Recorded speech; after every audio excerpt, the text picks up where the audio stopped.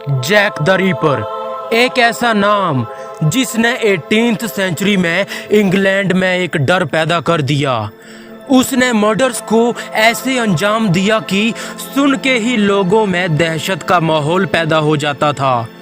ना तो इसकी कोई पहचान है, ना इसकी कोई शक्ल जान पाया, ना ये पकड़ा गया, ना ही इसका कोई नाम जानता है आज तक भी। इसे मीडिया ने नाम दिया Jack the Ripper. 18th century London में व्हाइट चैपल नाम की जगह में बहुत से जूस और रशियन रेफ्यूजीज शरण लेते हैं और वहां रहने लगते हैं। ये रेफ्यूजीज भारी मात्रा में रहने आए थे, तो भूख मकान उनके लिए एक मेन प्रॉब्लम थी। और जहां भूख की समस्या, रहने की समस्या, वहां क्राइम भी भारी मात्रा में होता है, तो वहां भी लूटपाट होने लगा। अब ऐसे में बहुत से गर्ल्स ने व्हाइट चैपल में ही प्रोस्टिट्यूट्स का धंधा अपना लिया अपनी रोजमर्रा की नीड्स को पूरा करने के लिए, क्योंकि और कोई वर्क अवेलेबल नहीं था।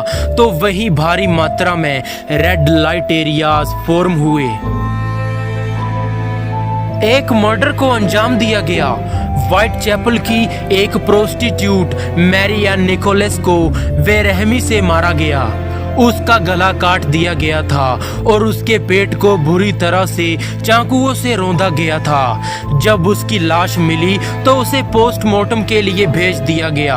पोस्टमार्टम की रिपोर्ट में पाया गया कि उसकी बॉडी को सेवरल टाइम नाइफ से मेल्ट किया गया था। राइट से लेफ्ट की तरफ उसकी गर्दन को काटा गया था और उसकी बॉडी के कुछ पार्ट्स गायब थे। ऐसे खौफनाक मर्डर के बाद हर किसी के होश उड़ गए। पूरे व्हाइट चैपल में सन्नाटा छा गया। एने चैपमैन नाम की एक और रेड लाइट एरिया में काम करने वाली लड़की की लाश मिलती है।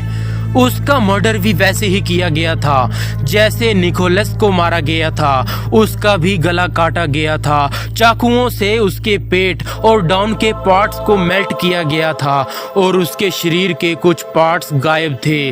अब पूरे मीडिया में कत्ल की दहशत फैल गई और इतना कन्फर्म हो गया कि पहले वाला मर्डर और ये मर्डर किसी एक इंसान ने ही किया है। जिस तरीके से मर्डर को अंजाम दिया गया, मीडिया को लेटर मिलता है गुमनाम नाम से।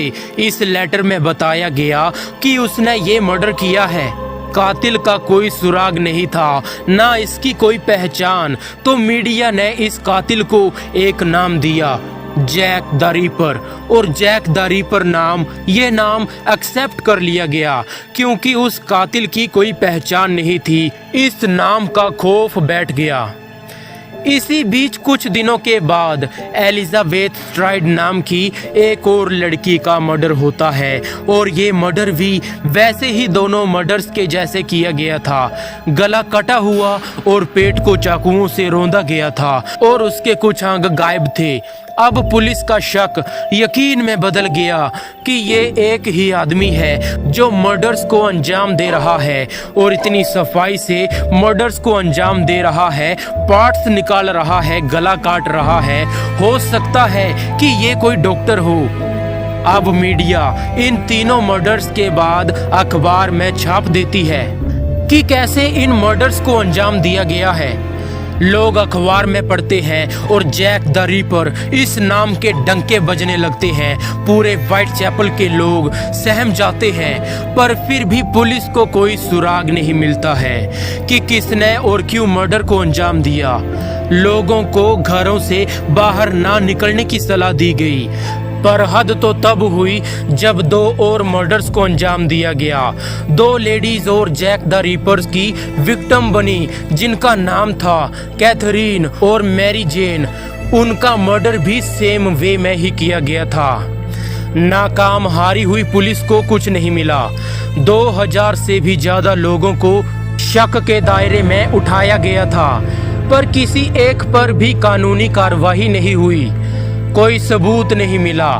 हालांकि इन 5 मर्डर्स के बाद 6 और मर्डर भी हुए, पर उन्हें जैक द रीपर से नहीं जोड़ा गया, क्योंकि जैसे उन 5 मर्डर्स को अंजाम दिया गया था वैसे उन 6 मर्डर्स को अंजाम नहीं दिया गया और उसके बाद मर्डर्स खुद ब खुद बंद हो गए। पर दोस्तों, who was Jack the Ripper and why he killed 5 prostitute ladies in a fearful manner, आज तक किसी को पता नहीं चल पाया। 1888 टू 1891 तक ये सिलसिला चला, पर पुलिस नाकाम रही और इतिहास में आज भी जैक द रीपर नाम टॉप के सीरियल किलर्स में शामिल किया जाता है। अगर आप ऐसी और भी स्टोरीज चाहते हैं तो हमारे चैनल को सब्सक्राइब करें and follow us on Instagram.